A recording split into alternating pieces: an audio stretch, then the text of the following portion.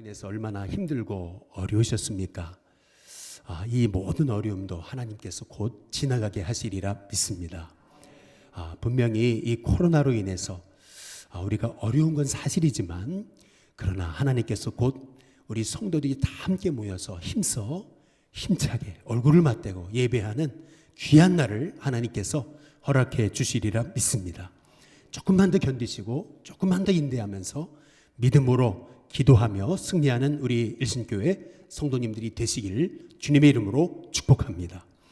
이 코로나로 인해서 많이 이렇게 힘들고 어렵지만 그래도 하나님께 한 가지 감사한 것은 이 이단의 괴수인 신천지의 실상이 드러나는 모습을 보면서 여기에도 하나님의 뜻이 있지 않나라고 하는 그런 생각을 감히 해보게 됩니다. 왜 신천지가 이단이냐 하면 잘못된 종말론을 가지고 사람을 미혹해서 가정을 무너뜨리고 인생을 무너뜨리고 젊은이들의 꿈을 빼앗는 것이거든요. 성경은 세상을 등지는 게 아니에요. 그리스도인들은 세상에 비친 거예요. 세상의 소금인 거죠. 그래서 세상 속에서 어둠을 밝히는 존재로 살아가는 거지, 믿음이 좋다고 자꾸 세상과 멀어지고 등지고 외면하고 반사회적이 되고 반윤리적이 되는 것은 그거는 복음이 아니에요. 그리고 어떻게 성경의 요한계시록에서 14만 4천이라고 하는 그 숫자를 문자적으로 해석해서 자기들만 구원받는다고 하는 것은 여지껏 기독교 역사상 얼마나 많은 사람들이 복음 때문에 순교했고, 그리고 지금도 전 세계적으로 얼마나 많은 그리스도인들이 복음 때문에 순교하고 고난당하고 죽어가는 사람들이 많은데, 그러면 그러한 그 주님의 사람들은 어떻게 되냐는 거죠. 조금만 우리가 눈을 떠서 하나님의 계획을 바라본다면 이러한 말도 안 되는 이단 속에 빠지지 않는 거죠. 그래서 오늘 우리 누가복음 말씀에서 주님의 재림을 기다리는 공동체로서 이 마지막 때 우리가 어떻게 하나님 말씀을 가지고 세상을 분별하며 살아야 될까라고 하는 그 말씀을 오늘 함께 가지고 은혜를 나누고자 하는 것입니다. 기독교는 주님의 재림을 기다리는 공동체예요. 그러나 동시에 우리는 오늘의 일상을 잊어버리면 안 되는 거예요. 1992년 10월 28일 혹시 기억하십니까? 저는 그날을 잊을 수가 없어요. 왜냐하면 제 고등학교 때 가장 친했던 친구 중에 한 친구가 다미 선교회라고, 다가올 미래를 대비하라 라고 하면서 1992년 10월 28일에 종말이 온다, 이제 그렇게 해서 이 친구가 학업을 포기하고요, 이 부모님도 사업가로 성공했는데 그 사업을 다 포기하고요, 온 가족이 거기에 매여버려가지고 거기다 재산 다 바치고 저한테도 한번 오라 그래가지고, 야 친한 친구라면서 내가 이렇게 부탁하는 거 한 번도 오지 않냐 그래가지고 가봤어요. 저도요. 근데 찬송을 부르는데요, 찬송가 180장 3절을 부르는데 주님 다시 오실 날을 우리 알 수 없으니잖아요. 부족한 이 학생의 마음에도 주님이 도적같이 온다 그러셨는데 주님 다시 오실 날 우리 없으니라고 이렇게 찬송하는 게 마땅한데, 이들은 주님 다시 오실 날을 우리 알 수 있으니라고 찬양하는 거예요. 야, 제가 그것만 봐더라도 이거 아니더라고요. 그래서 친구한테 야, 여기 아니다, 속지 마라, 나와라, 아무리 얘기해도 듣지 않았어요. 결국에는 여러분, 주님 그날 오시지 않았잖아요. 그 가정이 다 해체됐어요. 지금 어디 있는지도 몰라요. 성경은 분명히 직선적인 세계관을 얘기하고 있습니다. 시작이 있으면은요 끝이 있다고 말씀하시는 거예요. 힌두교가, 불교가 얘기하는 윤회적 그 사상과는 달라요. 세상이 돌고 돌고 돈다라고 하는 것은요, 주님의 재림을 부인하게 하는 어쩌면 사탄의 전략이에요. 인생이 돌고 돌고 돌고 돌 뿐이다라고 얘기하는 것은요, 인생이 방황하고 있다고 얘기하는 거예요. 성경이 얘기하는 것은요, 태어나는 것이 있으면 죽는 것이 있는 거고요, 시작이 있으면 끝이 있어요. 잉태하는 것이 있으면 출산이 있는 거예요. 성경은 요한계시록이 바로 창세기가 있다면, 시작이 있다면 요한계시록이 끝이 있다라고 분명히 우리에게 말씀하고 계시는 거예요. 성경에 주님의 재림에 관한 말씀이요 318번 나옵니다. 신약 성경에만. 이게 얼마나 대단한 거냐면요, 신약성경 전체를 볼 때 25절에 한 번꼴로 우리 주님이 오신다고 말씀하신 거예요. 그러니까 이 주님의 재림에 관한 말씀은 성경의 핵심이에요. 우리는 마지막 주님이 약속하신 것 중에 한 가지 이루어지지 않은 주님의 재림을 기다리고 있는 공동체예요.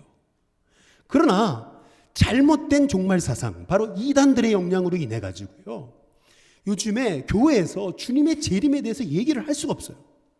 한 번은 어떤 성도님들이요, 그런 얘기를 하는 걸 들었어요. 어느 교회에서 요한계시록에 가서 목사님이 설교하신다고, 거기 이단일지 모르니까 조심하라고 말이죠. 요한계시록을 설교를 할 수가 없게 됐어요. 실은 요한계시록은 마지막 때 환난당하는 종들에게 주시는 주님의 위로와 소망의 말씀이거든요. 너무나 귀한 말씀이에요. 창세기를 배웠다면 요한계시록을 배워야 되는 거예요. 그런데 이 이단의 영향으로 요한계시록을 가르칠 수가 없어요. 요한계시록을 가르치면 이단이라고 오해받는 시대가 돼버렸어요. 여러분, 잘못된 종말론은 정말 문제인 거예요. 일상을 잃어버려요. 세상에서 멀어지면서 반사회적이 되게 만드는 거예요. 그러나 동시에 우리가 주님의 오심을 잃어버리고 땅만 바라보며 사는 것, 그것도 문제인 거예요. 사실은 성경이 얘기하잖아요. 사람들이 먹고 마시고 시집가고 장가가고 땅에 심고 거두고 그리고 집 지고 하면서 주님의 오심을 잃어버렸다고 성경이 말하고 있는 것은 마지막 때에 이단이 활개치면서 너무 사람들이 정말 그러면서 일상을 잃어버리는 그런 한 극단이 있는 반면에, 또한 동시에 주님의 재림을 잊어버리고 그리스도인들이 땅의 것만 얽매여 가지고 늘 땅만 바라보며 사는 건 더 큰 문제라고 성경이 말씀하고 있는 거예요. 창세기 1장 1절에 보시면 태초에 하나님이 천지를 창조하셨다고 말씀하고 계시잖아요. 근데 이 창조가 언제 완성되는 거냐면요, 창세기 3장에서 이 창조의 축복을 잃어버려요. 에덴을 잃어버립니다. 이 잃어버린 이 창조의 축복이 언제 완성되는 거냐면은 요한계시록 22장 20절에 보면은 주님이 말씀하시는 거예요. 내가 진실로 속히 오리라. 그랬더니 초대교회 성도들이 아멘, 주 예수 오시옵소서. 초대교회 성도들은요, 늘 마라나타, 주님 다시 오시는 이 기다림을 가지고 만날 때마다 주님 다시 오십니다. 주님을 기다리십시오. 주님 다시 오십니다. 주님을 기다리십시오. 그래서 초대교회는 마라나타의 공동체였던 거예요. 그러면 주님이 오시는 날은 어떤 날이냐면요, 이 주님의 오시는 날은 분명 심판의 날이에요. 그러나 우리는 구원받고 하나님의 자녀가 됐고 주님의 십자가의 피로 우리가 희게 된 하나님의 종들이잖아요. 그래서 주님의 다시 오시는 날은 우리에게 있어서 축복의 날인 거예요. 우리에게 있어서는 참 승리의 날이고 우리의 눈에서 모든 눈물을 닦아주시는 주님이 진정 우리를 위로하시는 날인 거예요. 이 이단에서 얘기하듯이 막 종말을 얘기해 사람들에게 두렵게 해가지고 이 현실을 잃어버리게 만들고, 그래가지고 그 잘못된 종말론으로 인해가지고 그래서 세상에 빛이 되지 못하게 하는 이 잘못된 종말론이 문제인 거죠. 주님이 다시 오신다고 하시는 말씀은 분명히 주님께서 신약성경에만도 25절에 한 번꼴로 우리에게 오신다고 약속하신 것이 성경의 말씀인 거예요. 요한복음 5장 28절에서 29절에 보면은 무덤 속에 있는 자가 다 그의 음성을 들을 때가 온다 그랬어요. 그래서 어떻게 되느냐? 생명의 부활 혹은 심판의 부활이 있다고 말씀하시는 거예요. 곧 예수를 믿고 구원받은 하나님의 자녀에게는 이게 생명의 부활인 거예요. 그러나 끝까지 주임을 부인한 사람들에게는 심판의 부활인 거죠. 그래서 우리 그리스도인들에게 바로 주님이 다시 오신다는 이 놀라운 약속은 우리에게 엄청난 축복이고, 이 땅에서 우리가 당하는 고난과 환난과 어려움, 이 모든 것을 우리 주님이 다 눈물을 닦아주시는 참된 위로의 날, 승리의 날이 바로 주님이 오시는 날인 거예요. 그래서 주님 어서 오시옵소서, 그렇게 초대교회는 환난 중에도 주님 다시 오심을 잃지 않고 늘 재림의 공동체, 이 마라나타의 공동체로 살아갔던 것이죠. 오카는 목사님이 돌아가시기 전에 오카는 목사님의 중환자실에 오카는 목사님의 수제자였다고 얘기하는 이찬수 목사님이 찾아가서 그때 그 사모님을 만나 뵀던 얘기를 오늘을 견뎌라 라고 하는 이 요한계시록 강의에서 이제 이렇게 얘기를 하세요. 목사님이 중환자실에서 계시는데 만나 뵙고 싶었지만 만날 수 없는 상황이더라는 거죠. 사모님이 이제 거기 밖에 계시는데 어정뜨게 참 어떻게 위로를 드릴 수도 없고, 그런데 사모님이 갑자기 그런 얘기를 하시더라는 거죠. 목사님, 찬송가 96장 불러주세요. 찬송가 96장을 불러달라고. 그래서 그 자리에서 함께 불렀대요. 그 찬양이 뭐냐면, 예수님은 누구신가? 우는 자의 위로와 없는 자의 풍성이고 천한 자의 높음과 잡힌 자의 노임되고 우리 기쁨 되시네. 이 찬양을 그 중환자실 밖에서 그렇게 사모님하고 함께 찬양하면서 느꼈던 것은, 그래, 이 땅에서 진정한 위로는 바로 주님의 위로밖에 없구나. 아무리 이 땅에서 뭐 많은 걸 누리고 대형교회 담임 목사가 됐어도 결국 우리에게 필요한 것은 주님의 위로 하나구나. 이제 그것을 깨달으면서 바로 이 주님의 위로를 기다리는 공동체, 그것이 바로 교회라고 하는 것이죠. 우리는 이러한 이 혼란하고 마지막 때일수록 우리는 마지막 때를 분별하는 눈이 필요하다는 거예요. 어떻게 우리는 마지막 때를 분별하며 살아갈 수 있겠느냐는 거죠. 여러분, 어떤 사람들이 그러잖아요. 내가 환상을 봤다고, 계시를 들었다고. 또 어떤 분들은 그러죠. 여기 이제 세상 돌아가는 걸 봐라, 주님 오실 날이 머지않았다, 이렇게 자꾸 사람의 말, 환경을 보게 하거든요. 근데 그거 아니에요. 우리는 이렇게 혼란할 때일수록 더욱더 하나님의 말씀을 가지고 세상을 분별하는 눈을 배워야 돼요. 우리 주님이 분명히 오늘 누가복음 21장에서 말씀하고 계시거든요. 먼저 첫 번째는 뭐냐면은 미혹을 주의하라는 거예요. 누가복음 21장 8절에 보시면은 미혹받지 않도록 주의해야 된다.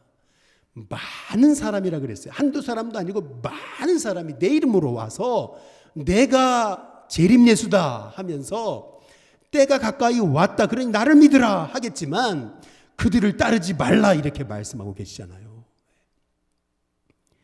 현대 종교라고 하는 그 지금 평생 이단과 싸우는 이 기독교 이 단체에서 이단에 대해서 조사하면서 충격적인 얘기를 하잖아요. 우리 한국에만 내가 자칭 재림예수다 하는 사람이 30명이고 내가 하나님이다 하는 사람은 40명이라면서요. 아니, 어떻게 그게 가능해요? 그런 일이 있을 수 있어요? 라고 물어보지만 오늘 성경이 얘기하잖아요. 많은 사람이 내 이름으로 와서 내가 그다 할 것이지만은 뭐라고 말씀하시냐면 따르지 말라. 우리는 그 한마디 말씀만 순종하면 돼요. 그들에게 속지 말라, 따르지 말라 한마디만 우리가 말씀으로 받아들이면 우리가 이 땅 가운데, 이 혼란한 세대 가운데 우리가 그 악한 영에게 속지 않게 된다는 것이죠. 제가 한 20여 년 전 제가 홍천에서 목회할 때 왔던 책 하나가 있어요. 딱 펼쳐보니까요, 첫 페이지에 기가 막힌 거가 하나 나오더라고요. 뭐라고 나오냐면 재림 예수. 여기 뭐라고 써냐면 나는 길이요 진리요 생명이요 부활이다.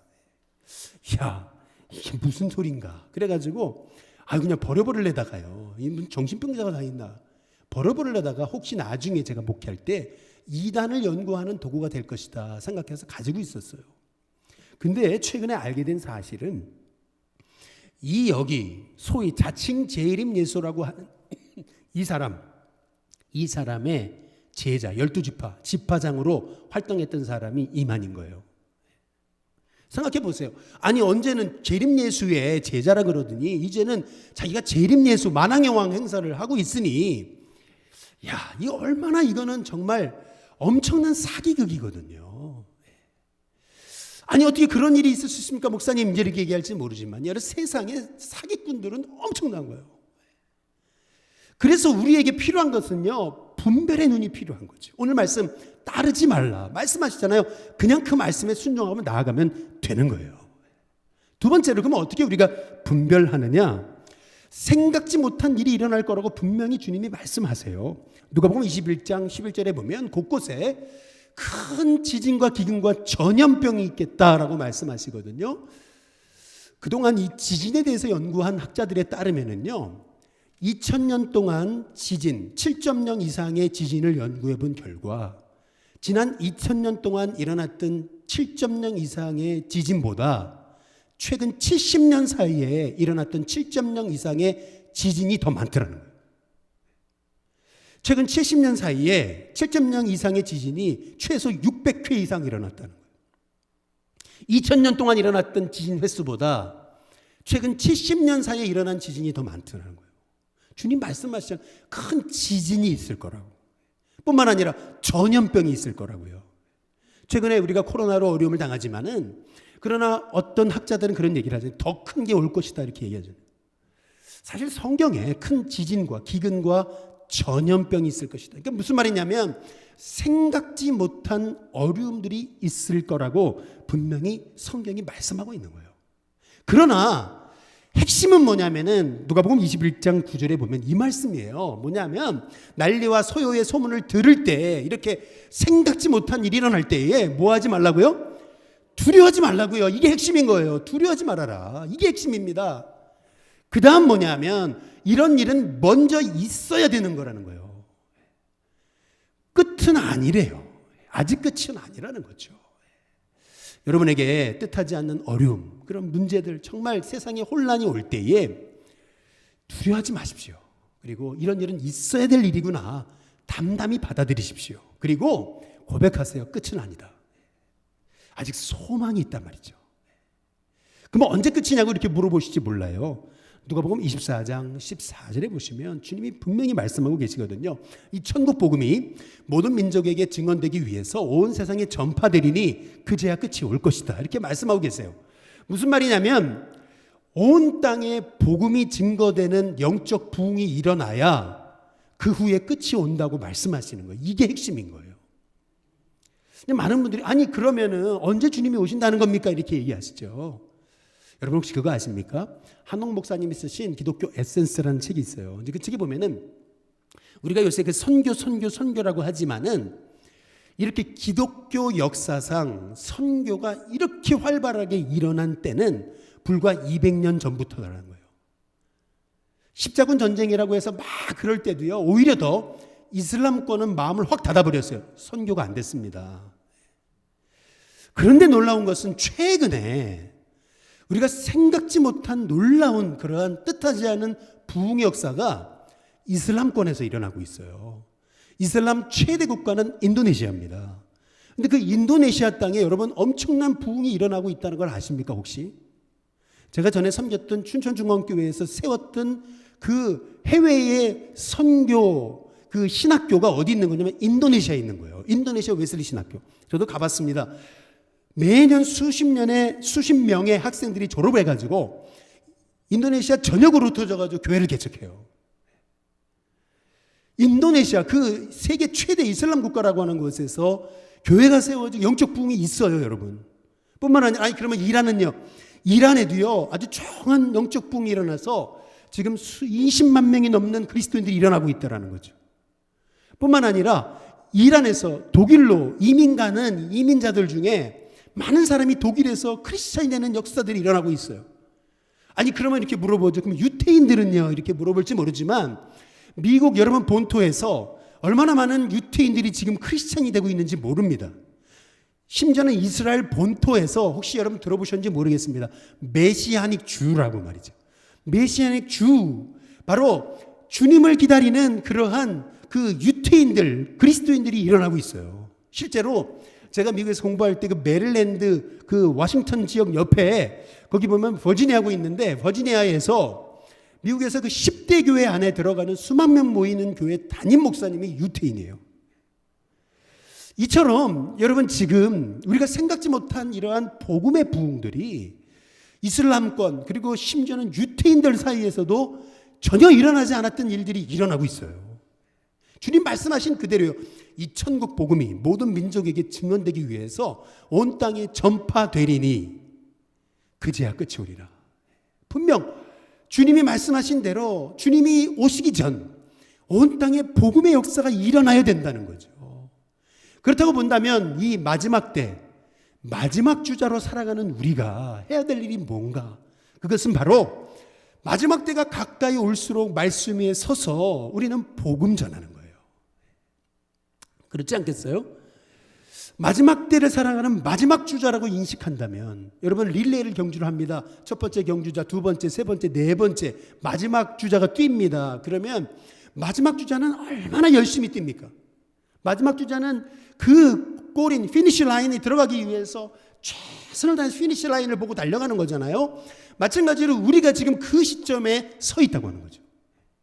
그렇다면 우리가 어떻게 이 정말 주님이 말씀하신 이 마지막 때를 살아가야 되는가? 먼저 첫 번째는 뭐냐면은 말씀 위에 서야 된다는 거예요. 말씀 위에 서야 된다. 누가복음 우리 21장 33절에 보면은 천지는 없어지겠으나 내 말은 없어지지 아니하리라 라고 말씀하고 계시거든요. 곧 우리가 아무리 세상이 흔들려도 말씀 위에 서야 된다는 거죠. 사해바다를 가보셨습니까? 저는 2번 가봤습니다. 보통 이렇게 사해바다는 소금바다로만 알려져 있지만, 그러나 이 사해바다에 유명한 게 있어요. 그게 뭐냐 하면 머드팩입니다. 사람들이 이 머드팩을 하면서요, 그런 얘기들을 해요. 뭐라냐면 유황 냄새가 난다고. 사실 성경에서 소돔과 고모라가 어디서 멸망했습니까? 이 사해바다 아니겠습니까? 어딘지 모르지만, 그러나 이 사해바다 근처 어디에서 멸망한 거예요. 그렇다고 본다면은 성경에서 주신 하나님의 말씀이 얼마나 우리의 삶의 진리와 생명이고 기준이 되냐는 거죠. 롯이 소돔과 고모라가 멸망할 날이 임박했음을 사람들이 얘기할 때 사람들이 다 웃었잖아요. 심지어는 그 사위들이 농담으로 여겼다 그랬거든요. 마찬가지로 우리는 지금 생명의 말씀을 받았어요. 생명의 말씀을 가지고 있어요. 이 말씀을 가지고 우리는 이걸 농담으로 여길 게 아니고, 이 말씀을 가지고 우리는 말씀에 굳게 서가지고 이 때를 어떻게 살아야 되는지 바로 하나님이 주시는 그 하나님의 지혜를 얻어야 된다는 거죠. 그러면 그 지혜가 뭐냐는 거죠. 두 번째로 끝까지 인내하라는 거예요. 누가복음 21장 19절에 보시면은 너희의 인내로 그랬어요. 너희의 영혼을 얻을 것이다. 이렇게 말씀하고 있거든요. 그 이유가 있어요. 왜냐하면 마태복음 24장 12절에 보면은 불법이 성함으로 마지막 때는 별의별 불법, 별의별 일들이 일어난다는 거예요. 여러분 그렇다고 본다면은 이 마지막 때에 얼마나 이 불법이 성해지면서 많은 사람들의 마음에 사랑이 식어지겠냐. 요새 최근 엠번방 사건 이런 것들이 있잖아요. 여러분 이런 것들이 왜 이런 현상들이 일어나는가? 디모데후서 3장에 보면은 이렇게 말씀하시거든요. 분명히 우리에게 말세는요, 사람들이 자기밖에 모르게 된대요. 돈을 사랑하고 원통하면 풀지 않고 무정해지고 말이죠. 사람들이 싸나워진다고 성경에서 말씀하고 계세요. 그러니까요, 이 여러 가지 정말 말도 안 되는 사건들을 바라보면서 사람들의 마음이 강팍해지는 거예요. 너무 마음이 다치는 거예요. 그러다 보니까 우리가 이 땅을 살아가면서 이 마지막 때일수록 더 인내하고, 그리고 주님이 말씀하신 것처럼 만물의 마지막이 가까웠으니 그러므로 너희는 정신을 차리고 근신하여 기도하라. 무엇보다도 열심으로 서로 사랑할지니라고 말씀하고 계시거든요. 이 마지막 때일수록, 이렇게 혼란할 때일수록 우리는 십자가 예수님의 사랑을 가지고 세상을 섬겨야 되는 것이거든요. 그렇다면 주님이 말씀하신 너희 인내로 너희 영혼을 얻으리라 하신 말씀의 의미는 뭐냐면은, 우리는 예수님 십자가 사랑 위에 서서 우리는 인내하고, 그리고 빌립보서 4장 5절의 말씀에 보면은 너희 관용을 모든 사람에게 알게 하라. 주께서 가까우시니라. 분명히 우리에게 말씀하시거든요. 마지막 때일수록 우리에게 필요한 것, 주께서 가까우시니라. 주께서 가까움을 볼수록 우리에게 필요한 것은 바로 주님의 십자가 사랑을 기초로 한 관용적 인내라는 거예요.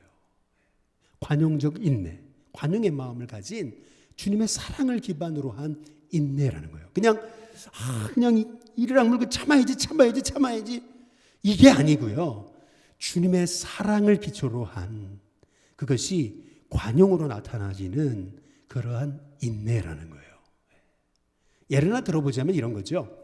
어떤 목사님이 이제 부흥회를 가셨어요. 그랬더니 그 교회 담임 목사님이 그 교회에 일어났던 일에 대해서 얘기하시는 거예요. 뭐라 하냐면, 자기 교회에 어떤 교인이 뇌경색을 2번 맞으신 분이 교회에 오셨는데 이분이 이제 치매기가 왔다는 거예요.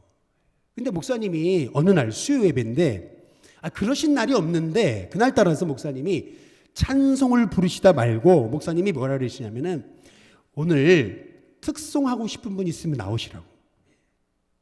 아니 그랬더니 이렇게 허락을 받고 나와야 되는데 그것도 아니고 그냥 그 치매기가 있는 성도님이 막 뚜벅뚜벅 나오시더니 찬양을 부르시겠다 그러면 자기가 노래를 부르는데 어떤 노래를 부르냐면 일송정 푸른 소리 늙어 갔어도. 아니 지금 수요 예배 시간인데 무슨 일송정이 타령을 하고 있는 거죠. 이야 교인들이 이게 막 당황을 해가지고 이거 막 어쩔 줄 모르는데 딱 노래가 끝났는데 목사님 나오시더니 그러시는 거죠. 오늘 은혜 받았다고. 여지껏 들었던 찬양 중에 최고 찬양이라고. 그런데 놀라운 것은 그 얘기를 자식들이 들은 거예요. 그리고 아들 둘이 목회자가 됐다는 거죠. 사실 생각해 보면은 우리가 이제 마지막을 주님이 가까우심을 우리가 볼수록 정말 이 세상에서 우리가 여지껏 어제도 제가 그런 전화 하나를 받았어요. 내가 70년 넘게 사는 이 인생 동안 이런 코로나 같은 이런 전염병을 본 적이 없고 교회가 이런 어려움을 겪는 이 상황을 내가 본 적이 없다고 이렇게 얘기하시는 거예요. 그렇지 않아요? 정말 우리가 생각지 못한 그런 일들이 있을 거예요. 그러니까 마음이 불법이 성함으로 우리의 마음이 이제 식어질 거예요. 그런데 이럴수록 이단들은 맨날 종말 그러고 있고 크리스찬들은 늘 돈 그러고 있으면은요, 세상만 바라보고 있으면은 우리가 주님 오심을 어떻게 기다릴 수 있느냐는 거죠. 이러한 때일수록 여러분 우리는요 마지막 3번째로 항상 기도하며 깨어 있어야 된다는 거죠. 항상 기도하며 깨어 있어라 말이에요. 누가복음 21장 36절에 보시면은 그러므로 너희는 장차 올 이 모든 일을 능히 피하고 인자 앞에 서도록 항상 기도하며 깨어 있으라 하시니라 말씀하시거든요. 여기 보면 중요한 말씀, 인자 앞에 설 때까지 항상 기도하며 깨어 있으라고 얘기하십니다. 그러면 여러분 깨어 있다는 말이 무슨 말일까요? 24시간 잠도 자지 않고 늘 주님 오심만 기다리라는 얘기예요? 아니 저기 다미선 교회처럼 늘 거기 가가지고 언제 오십니까 막 이러라는 얘기예요? 그거 아니거든요. 그럼 깨어 있으라는 말이 무슨 말일까요? 여러분 이 깨어 있으라는 말은 존 웨슬리 목사님이 하신 말씀에서 참 귀한 지혜를 얻을 수 있어요. 어떤 성도가 너무 궁금해서 이렇게 물었다는 거죠. 목사님 내일 12시에 주님이 오신다면 목사님은 오늘 뭐 하실 겁니까? 그때 웨슬리 목사님이 이렇게 대답했다는 거죠. 나는 어제 했던 일을 오늘 계속할 것입니다. 이게 무슨 말이냐면 웨슬리 목사님이 한 말씀의 의미는 이거예요. 나는 여지껏 주님 바라보며 신실하게 믿음으로 달려갈 길을 달려왔다는 거예요. 오늘 밤 아니 내일 12시 주님 오신다 해도 나는 어제 하고 있던 일을 오늘 할 것입니다. 부끄러움이 없이 주님 만날 준비가 돼 있습니다. 그 고백을 하고 있는 거거든요. 저는 우리 신교회 성도님들에게도 주님의 오심을 기다리는 공동체로서 오늘 내게 맡겨주신 작은 일에 충성하며 주님 오시더라도 오늘 밤에 오시더라도 부끄러움이 없는 하나님의 자녀로 사는 것이 바로 이 마지막 때를 신실하게 사는 믿음의 삶이라고 우리 주님이 말씀하고 계시는 거예요. 이 몇 가지 얘기만 드리고 마치겠습니다. 마틴 루터 킹 목사님을 잘 아시죠? 이분이 멤피스에서 마지막 암살을 당하기 전날 교회에서 마지막 설교를 하는데 꼭 자기의 암살을 예견했다는 듯이 이분이 장례식에 관한 설교를 했다 그래요. 미국은 우리나라랑 장례식이 다르잖아요. 우리는 보통 이렇게 다 수의로 얼굴 감싸고 다 묶어가지고 그래가지고 이제 장례를 준비하잖아요. 그러나 미국은 아니에요. 미국은 다 돌아가시면은 양복을 탁 입히고요. 그리고 모자를 탁 씌우고 그리고 아주 예쁘게 이렇게 화장을 해요. 그리고 관에다가 탁 눕혀서 관뚜껑을 열죠. 그래서 여기 예배가 끝날 무렵 성도들이 다 앞에 나와가지고 그 고인 얼굴을 바라보면서 마지막 인사를 하거든요. 만약에 여러분이 장례식장에서 여러분이 이제 관에 누워 있고 여러분이 사람들의 인사를 받는다면 여러분은 마지막 어떤 음성을, 어떤 말을 듣기를 원하십니까? 야, 이분은 정말 믿음으로 산 분이라고, 참 이분은 신실한 분이라고, 그런 얘기 들어야 되지 않겠느냐는 거죠. 오늘, 아니 내일 주님이 오신다고 해도 나는 주님 보실 때 부끄러움이 없는 믿음의 삶을 살아가겠노라. 여러분, 그렇게 설교하고 다음날 암살을 하겠다는 거죠. 믿음의 삶이란요, 세상을 등지는 게 아니에요. 주님이 내일 오신다 해도 우리는 오늘 여기서, here, 여기에서 바로 주님이 맡겨진 신실한 믿음의 삶을 살 뿐만 아니라 동시에 there, 바로 주님이 오실 것을 바라보면서 오늘 여기 here, 여기에서 바로 there, 주님의 오심을 바라보면서 신실하게 믿음으로 살아가는 하나님의 종이라는 거예요. 그래서 신실한 믿음의 사람들은 here and there의 삶을 사는 거예요. 동시에 여기서 주님이 기뻐하시는 믿음의 삶을 살지만 동시에 바로 there, 바로 주님이 오심을 바라보는 삶이, 그게 믿음의 삶인 거예요. 남자의 소명이라고 하는 그런 책이 있어요. 이 책에 보면 한 피아니스트가 피아노 연주를 탁 마쳤는데 사람들이 다 일어나가지고 기립박수를 하면서 앵콜 막 소리를 외치거든요. 그런데 이 피아니스트가 뜻밖의 말을 하는 거예요. 나는 앵콜 연주를 할 수 없다고. 저기 기둥 옆에 우리 스승님이 앉아 계시는데 스승님이 인정하셔야 내 이 연주는 정말 아름다운 최고의 연주일 거라고. 여러분, 이걸 뒤집어 보면 어떻게 되겠습니까? 세상 사람들이 박수 쳐주지 않아도요, 인정하지 않아도 우리 주님만 한 분 인정하시면은, 그러면 여러분, 우리는 이 땅에서 승리하는 삶을 산 하나님의 종들 아니겠어요? 이 땅에서 때로는 고난과 어려움이 있어도 우리 주님이 인정하신단 말이에요. 주님이 일어서셔서 두 팔 벌려서 정말 잘했다, 착하고 충성된 종아 말씀하시며 우리를 끌어안으시면서 얼마나 힘들었냐, 눈물을 닦아주시는 바로 주님이 오시는 그날, 우리에게는 그날이 영광스러운 주님의 날이 아니겠냐는 거예요. 따라서 주님이 오시는 날은 두려움의 날, 무서운 날이 아니고 우리에게는 축제의 날이 되는 거예요. 그것이 바로 그리스도인들이, 초대교회 그리스도인들이 만날 때마다 마라나타, 주님의 오심을 기다리십시오, 주님의 오심을 기다리십시오 하고 인사했던 거죠. 마틴 루터라고, 여러분, 그 이단들과 싸우고 또 종교개혁을 위해서 살았던 이 마틴 루터의 생가에 가보시면은 그 앞에 비석 하나가 세워져 있다 그래요. 근데 그 비석에 쓰여져 있는 내용이 수많은 이단들과 싸우면서 루터가 평생에 했던 말이라는 거예요. 그 말이 독일어로 써 있는데요, 그 말을 한국어로 번역하면 이겁니다. 나는 내일 지구의 종말이 온다 해도 오늘 한 그루의 사과나무를 심겠다는 거예요. 뭐 어디서 많이 들어본 얘기죠. 스피노자가 얘기했다 그러지만, 그러나 루터가 더 먼저 얘기했다는 거예요. 이단과 싸우면서 루터가 했던 말, 내일 주님이 오신다 해도 나는 여전히 나는 사과나무를 심겠다. 그것이 의미하는 게 뭐예요? 내일 주님이 오셔도 나는 오늘 내게 맡겨진 신실한 주님의 일을 감당하겠다는 거예요.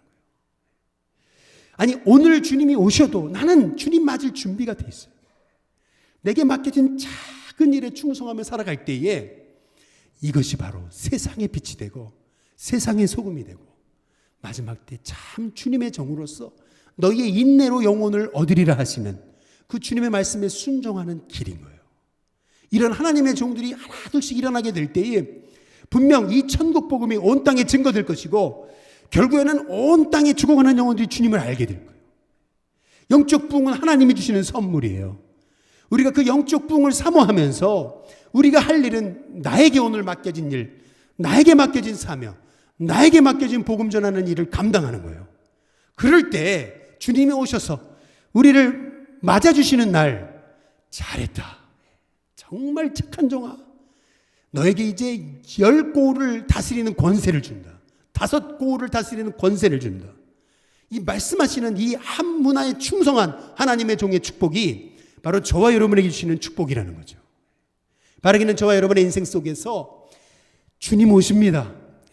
따라서 우리가 늘 주님을 기다리되 바로 here, 여기 내게 맡겨진 자리가 복의 자리가 되도록 내가 세상의 어둠을 밝히는 빛이 되어서 이 땅을 살아가며 참 믿음의 선한 경주에 승리할 때 우리 주님 만나는 날 잘했다 하시는 주님의 위로가 저와 여러분 가운데 흘러넘치게 될 줄로 믿습니다. 기도하겠습니다.